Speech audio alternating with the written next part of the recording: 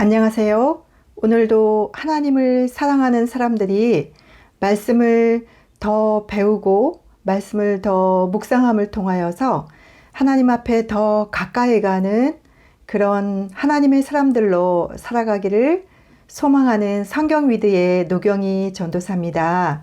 오늘 39번째 강의 느헤미야 편을 공부할 텐데요. 지난 시간에 에스라 공부를 하였습니다. 에스라와 느헤미야는 원래 한 권의 책이었지만 70인역 이후에 이제 에스라와 느헤미야로 구분이 되어졌습니다. 그래서 내용은 에스라와 이어서 이렇게 연결되는 스토리로 보았으면 좋겠고요. 또한 에스라와 느헤미야는 또 한동안 같이 사역을 했었죠. 공동 사역을 했죠. 그래서 오늘 그 에스라의 뒤를 이어서 느헤미야를 살펴보겠습니다. 에스라가 성전이 지어진 이후에도 여전히 하나님 중심으로 신앙생활을 하고 있지 못한 백성들을 향하여 올바른 믿음이 어떤 것인지 또 예배가 어떤 것인지에 대한 종교 개혁을 일으켰다면 느헤미야는 성전은 지어졌으나 아직 성벽이 없어서 여러 가지 문제가 있었던 그런 상황들을 위하여서 성벽을 재건하는 그 주제를 가지고 느헤미야를 살펴보도록 하겠습니다. 우리가 포로 시대 이후의 역사를 공부하고 있습니다. 70년의 포로 생활을 끝내고 1차 스룹바벨에 의해서 백성들은 본국으로 귀환을 하게 됩니다. 2차로는 에스라가 주도가 되어서 귀환을 하게 되죠. 그리고 오늘 공부하게 될 느헤미야는 3차 귀환의 지도자가 되어서 백성들을 이끌고 본국으로 돌아오게 됩니다. 그래서 느헤미야의 배경은 3차 포로 이후에 이제 귀환하는 지도자이고, 느헤미야가 활동했던 그 시대는 페르시아로 아닥사스다 왕 1세 때의 배경을 하고 있습니다. 느헤미야는 파괴된 예루살렘 성벽의 그 재건을 통해서 외부적으로는 예루살렘을 이방 외적들의 침입으로부터 보호하고, 내부적으로는 그 이스라엘 민족 공동체 정신을 굳게 결속시켜서 그들의 신앙의 회복을 도모하는 그런 또 부흥운동을 일으킨 주인공입니다. 느헤미야는 많은 대적들의 심한 방해 속에서도 착공 52일 만에 예루살렘 성벽을 재건하게 됩니다. 그리고 먼저 2차 포로 귀환 때에 돌아왔던 학사 에스라와 함께 백성을 이방인으로부터 분리시키고 이방인과의 혼인을 금지하고 이스라엘의 신앙을 순수하게 회복하고자 하는 영적 운동을 일으켰습니다. 연대를 한번 살펴보면요. 지난 시간에도 살펴보았지만 다시 한번 복습하는 의미로 1차 포로 귀환 고레스 왕의 칙령으로 스룹바벨이 돌아오게 됩니다. BC 538년입니다. 돌아와서 성전을 짓게 되죠. 여러 가지 방해 공작 끝에 성전은 BC 516년 다리오 왕 때에 재건되어집니다. 그리고 그로부터 60년 후에 BC 458년에 아닥사스다 왕 때 2차 포로 귀환으로 에스라가 돌아오게 됩니다. 그 이후부터 14년 후에 BC 445년 역시 아닥사스다 왕 때 3차 포로 귀환으로 느헤미야가 돌아오게 됩니다. 그리고 느헤미야는 무슨 일인지 다시 페르시아로 돌아갔다가 다시 돌아오게 됩니다. 약 12년 이후의 일입니다. 이렇게 느헤미야는 이런 연대와 아닥사스다 왕 때의 배경으로 기록이 되어져 있습니다. 느헤미야에서 우리가 읽으면서 알 수 있는 관계되어져 있는 연대는 느헤미야가 총독으로 있었던 약 12년간의 플러스 마이너스 그 알파 기간을 다루고 있습니다. 즉 느헤미야는 즉 BC 444년부터 432년까지 예루살렘을 다스린 총독이었습니다. 그래서 느헤미야는 이 총독으로 다스린 기간의 역사를 기록하고 있습니다.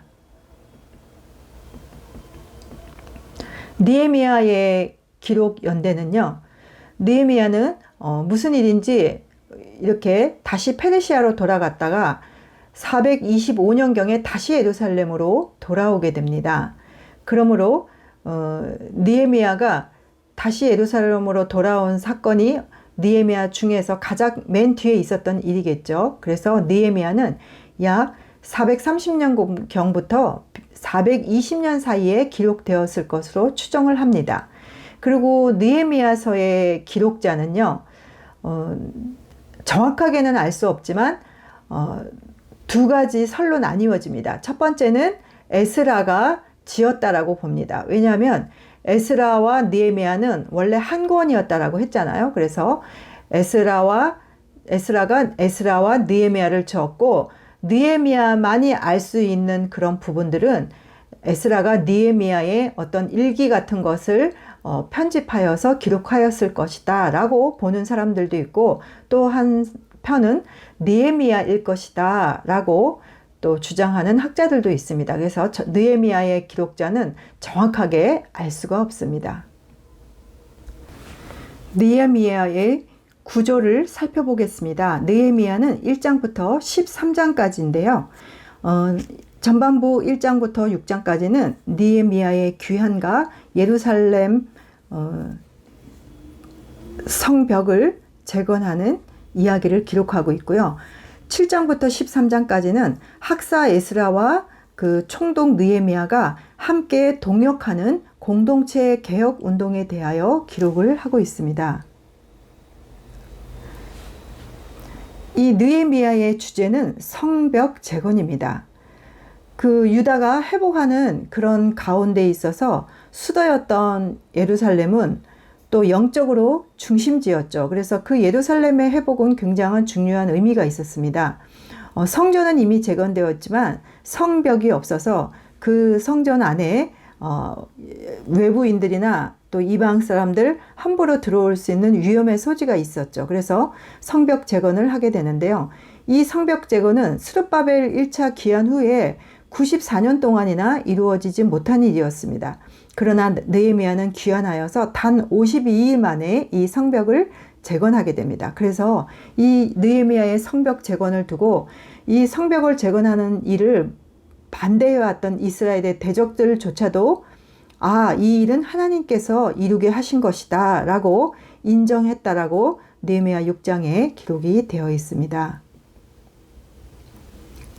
또한 이 느헤미야서는 에스라서와 마찬가지로 함께 동역으로 공동 사역을 했는데 바로 종교개혁을 했다는 점이 굉장히 주목할 만한 일이죠. 백성들로 하여금 율법책을 읽게 하고 그 율법책을 읽으면서 그들이 회개를 하게 하죠. 그리고 회개하니까 그들이 이제 하나님 앞에 어떻게 살아야 할지 그런 신앙의 개혁을 하게 되고 그들은 또 맹세를 하게 됩니다.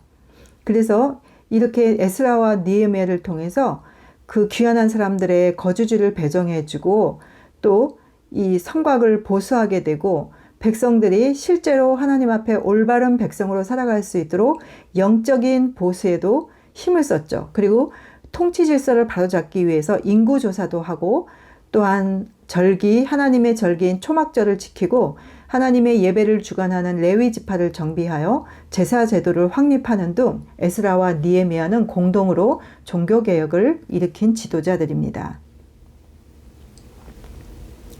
시대적인 배경은 우리가 지난 에스라 시간에도 공부하였고 제가 설명을 하면서 계속 반복해서 말씀드리는 거죠. 이제 느헤미야는 3초 포로 귀환으로 BC 약 444년경에 귀환하여 그의 사역을 했다는 것을 다 기억하고 계시겠죠.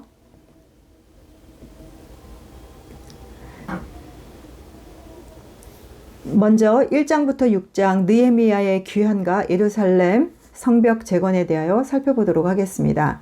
1장부터 6장에서는 느헤미야의 리더십을 엿볼 수가 있습니다. 느헤미야는 행동과 말이 일치하는 사람이었고 행동으로 몸소 실천하는 지도자였고 그는 기획가였으며 행정가였으며 아주 실천적이고 실용적인 지도자로 평가되어집니다.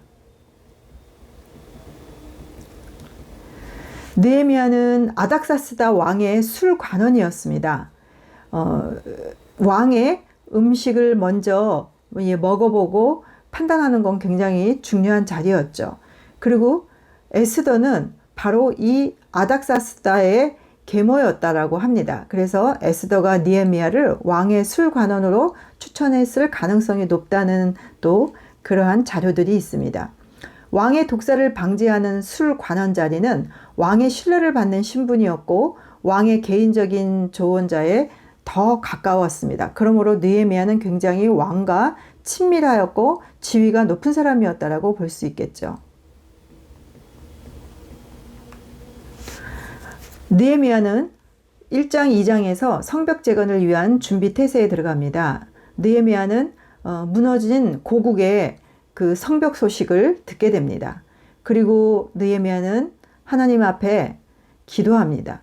왜냐하면 자신은 왕의 음식과 음료를 시식하는 중요한 직책을 맡았고 있었기 때문에 자신이 이 중요한 직책을 보류해야만 자신이 그 고국의 소식을 듣고 고국으로 달려가고 싶은 일을 할 수 있었기 때문에 아닥사스다에게 자신의 일을 잠시 떠나게 해달라고 간절히 기도했습니다. 공경에 찬 자신의 백성들을 위해서 자신이 반드시 해야 될 일이 있다는 것을 하나님 앞에 간절히 기도했죠. 하나님께서 응답하시게 됩니다. 아닥사스다 왕은 얼굴 표정이 어두운 느헤미야를 보고 무슨 고민이 있는지 물어보게 되고 느헤미야는 먼저 하나님께 묵도를 들은 후에 그 아닥사스다에게 자신의 고민을 말하게 됩니다. 놀랍게도 왕은 휴직을 허락해 주었고 느헤미야의 일을 공식적으로 승인하는 내용과 또 지방 장관들에게 느헤미야에게 필요한 것은 무엇이든지 공급해 주려는 조서를 내려주므로 느헤미야는 아닥사스다의 후원을 받고 귀환을 하게 됩니다. 느헤미야 2장에는 느헤미야는 예루살렘에 도착하게 됩니다. 유다가 속한 지방 관청에 도착한 느헤미야는 그곳의 지방 장관을 찾아가게 됩니다. 근데 느헤미야가 도착한 소식을 들은 이 산발락과 도비야 같은 이 유대인의 적들이었는데요. 이들은 분노합니다. 자신들이 이 느헤미야로 말미암아 자신들의 어떤 지금 위치에 어떤 변화가 올까봐 어떻게 하든지 느헤미야가 하는 일을 방해하려고 모의하게 됩니다. 느헤미야의 이렇게 귀환은 스룹바벨의 1차 귀환 후에 약 94년이 지난 즈음이었죠. 에스라가 귀환하고 약 13년이 지난 BC 444년에 이렇게 예루살렘에 도착한 것입니다. 이렇게 포로에서 귀환한 자들은 귀환하고 약 100년이 흐르는 동안 성벽을 재건하지 못했습니다. 그곳 이스라엘에는 다양한 외국인들과 뒤섞여 살고 있어서 그들이 약간 정체성을 잃을 위기에 처해 있었습니다. 그들은 아무래도 다양한 이방인들과 함께 있다 보니 결혼하고 또 자신의 말과 문화를 잃어버리고 종교마저 잃어버릴 위기에 처해 있었습니다. 이렇게 된 이유 가운데 하나는 바로 도시에 성벽이 없었기 때문에 이 외국인들과 더 쉽게 뒤섞일 수가 있었습니다. 느헤미야는 이 성벽 재건을 위해 준비하게 되는데요. 성벽의 상태를 조사합니다. 그리고 백성들이 성벽 재건에 힘을 모을 수 있도록 그들을 권면하게 됩니다. 그러나 느헤미야의 또 대적자들이 그의 일을 하지 못하려고 방해 공작도 일어나게 되죠.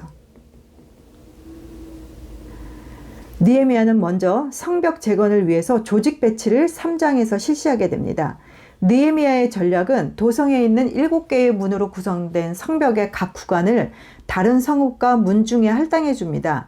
이것은 아무런 차별 없이 모든 사람들이 균등하게 혜택을 누릴 수 있도록 직업, 나이, 성별 구분 없이 그 어떤 계층에 있는 사람들도 그 일에서 제외되지 않게 하려고 이렇게 성벽 재건을 위한 조직 배치를 새로 하게 됩니다.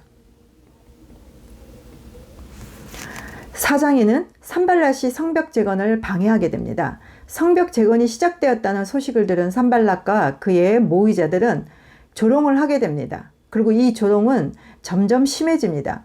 또한 도비야는 성전 재건이 수포로 돌아갈 것이라고 외치면서 여우가 오르기만 해도 무너져 내릴 것 같네 라고 조롱을 또 하게 됩니다. 그러나 성벽이 반가량 그 높이가 더해갈 때 산발랏과 그의 무리들은 이 상태로는 안 되겠다 생각하고 군사력을 동원할 계획을 또 세우게 됩니다. 그러나 한 손에는 검, 다른 한 손에는 삽을 들고 성전 재건을 완수하는 일에 굉장히 열심을 내게 됩니다. 이 4장에는요, 이렇게 말씀드린 것처럼 성전 재건하는 이들을 향하여 조롱하고 또 공격하고 위협하고 그들이 성전 재건을 하지 못하도록 낙담하고 유도하고 이런 여러 방해 공작들이 있게 됩니다. 5장은 느헤미야가 백성들에게 모범을 보이는 장면들이 기록이 되어 있습니다. 이때의 상황은 어땠냐면요. 백성들은 경제적으로 너무 어려워서 자신들의 전답을 담보로 돈을 빌리게 됩니다. 그리고 그 높은 이자로 인하여서 그 빌린 돈을 갚지 못할 경우에는 자신의 자녀들을 종으로까지 보내는 등 이런 어려운 경제적, 사회적 상황이었습니다. 이것은 바로 관리들이 횡포를 했기 때문입니다. 동족끼리 서로 형제를 팔고 높은 이자를 받고 이러는 일들이 성행해지고 있었습니다. 느헤미야는 이런 상황 속에서 자신이 모범을 보이기 위해서 총독의 녹을 받지 않고요. 자신이 사는 그 총독의 저택을 자신과 외국의 관리들이 머물 수 있는 숙소로 삼고 자신의 비용으로 그들을 섬겼습니다. 이것은 돈을 탐내는 사람들에게 그 느헤미야의 정신을 책망하기보다는 몸소 실천함으로 그들에게 이렇게 모범을 보여주었습니다. 그래서 느헤미야의 기도를 보면요. 느헤미야는 정정당당하게 하나님께 기도합니다. 자신의 선행을 기억해서라도 이 백성들을 긍휼히 여겨달라는 기도를 하게 됩니다.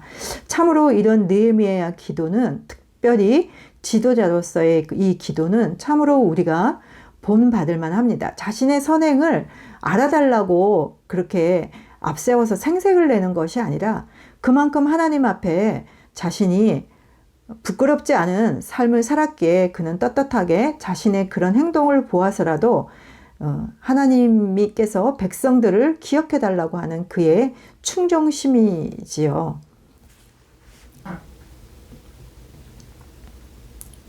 6장은 이런 느헤미야를 죽이려고 하는 무리들이 있습니다. 성전 재건을 방해하는 산발락과 그의 친구들은 이제 전략을 바꿉니다. 그래서 중립지대에 만나서 협상을 하자는 제안을 느헤미야에게 보냅니다. 그러나 느헤미야는 그들의 전략을 다 꿰뚫어보고 그 만남을 거절하게 됩니다. 느헤미야가 또 바사왕의 통치로부터 독립해서 왕이 되려고 한다 하면서 느헤미야에 대한 거짓 내용의 편지들을 올리는 등 이렇게 6장에는 느헤미야에 대한 음모를 꾸미는 일이 기록이 되어 있습니다. 6장 10절에서 14절에는 또 내통사건도 일어납니다. 산발렛의 영향을 받은 그 느헤미야의 친구들이 느헤미야를 그의 생명이 위태로울 것 같으니 성전으로 도피하라고 유인합니다. 그러나 이 일을 하나님께서 함께 하시지 않는다는 것을 느헤미야는 영적으로 깨닫고 그 계략에 말려들지 않습니다.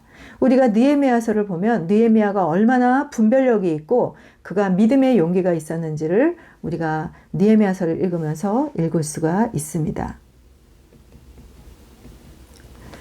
6장 15절에 19절에 드디어 성벽 재건이 완료되어집니다. 이렇게 52일 만에 빠른 시간 내에 성벽 재건이 이루어지자 그를 반대하던 사람들조차도 이 일은 하나님께서 역사하셨다라고 인정을 하게 됩니다. 이렇게 느헤미야에 의해서 성벽이 재건되었는데요. 이 성벽 재건의 의미는 대단히 크다고 할 수 있어요. 왜냐하면 느헤미야 당시의 성벽은 외적으로부터의 침입을 막아주는 역할도 했고요. 짐승으로부터 보호해주는 역할을 했습니다. 성벽이 이렇게 재건됨으로 인해서 여자와 어린아이들이 안심하고 생활할 수 있는 그런 기본적인 사회 안전이 구축되었다고 할 수 있습니다. 그래서 느헤미야에 의해서 재건되어진 성벽 재건은 이 이스라엘에게 큰 의미가 있었습니다. 7장부터 13장까지는 학사 에스라와 총독 느헤미야가 함께 공동체 사역을 하는 개혁의 내용들입니다. 느헤미야는 7장에서 예루살렘의 통치자를 세웁니다. 성벽의 문을 닫는 것으로 재건 공사는 마무리되었습니다. 그러나 대적자들의 위협은 계속되었고요. 그래서 느헤미야는 경비 책임자들을 세워서 이 성을 방비하게 됩니다. 그리고 귀환한 백성들을 예루살렘 성읍에 정착시키게 되죠. 사회적인 상황이 안정이 되자 인구조사를 실시하게 됩니다. 이것은 정착지와 상속권에 관련된 그런 문제들을 결정하기 위한 목적으로 한 것으로 저희는 추정합니다. 또한 귀환자 명단을 수록하고 있습니다. 근데 이 귀환자 명단은요, 새로운 명단은 아니고 에스라서에서 나왔던 그 에스라서 2장에 있던 바로 그 명단입니다. 근데 에스라가 기록한 귀환자 명단과 느헤미야가 기록한 기록자 명단이 조금씩 다른데, 이것은 다른 것이 아니라 이것을 필경했던 그것의 다양성 때문입니다. 예를 들면 숫자나 순서나 이름의 철자들이 조금씩 이 필사한 사람이 다르기 때문에 그런 거죠. 느헤미야의 인구조사는 그 백성들의 전답과 관련된 문제들에 대해서 사람들의 권리 주장을 확인하기 위한 목적으로 행해졌으므로 기록되어져 있습니다. 8장부터 13장까지는 언약 갱신에 관한 이야기입니다. 7월은 대속죄일과 초막절 절기가 이루어지는 달입니다. 백성들은 이때 언약이 재갱신되어야 한다는 것을 알고 있었습니다. 그래서 느헤미야와 에스라는 이 백성들의 요구에 따라 초막절 절기가 지켜지도록 백성들을 인도한 다음에, 또한 포로 생활에서 귀환한 그 공동체에게 적절한 언약 내용을 제시하는 의식을 치르게 됩니다. 율법을 낭독하고 그 율법을 해석해 줍니다. 백성들이 수문 앞 광장에 모여서 새벽부터 정오까지 율법을 낭독했습니다.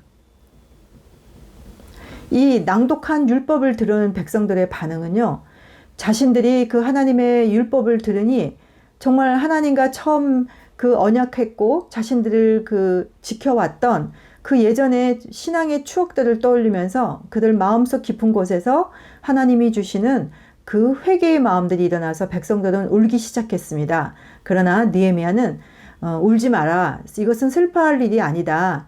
여호와로 인하여 기뻐하는 것이 너희의 힘이다 라고 하면서 그들에게 울지 말라라고 얘기를 하게 되고, 이 율법대로 초막절을 지킵니다. 그래서 백성들은 언약 백성들로서 이 초막절을 지키면서 자신들의 과거 실패를 통감하게 되고 3시간 동안 이 거룩한 율법책을 읽고 또 그 이후 약 3시간 동안 철저하게 회개하는 반응들이 나타났습니다.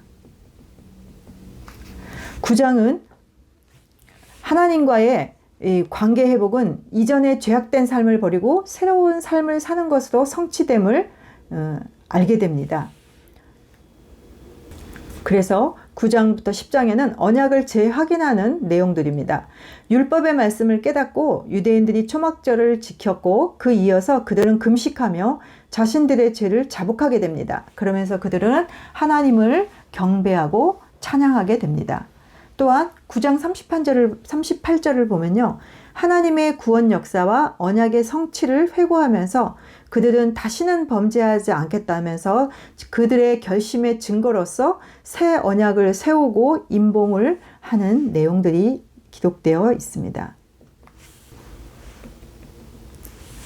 10장은 하나님의 택한 백성으로 새 출발을 다짐한 영적 대각성 운동은 유대인들이 하나님과의 언약을 재확인하는 것으로 그 절정을 이루게 됩니다. 이 언약에 임봉한 대표자들의 명단과 백성들이 하나님의 율법을 준수한 내용들이 20장에 자세히 기록이 되어 있습니다.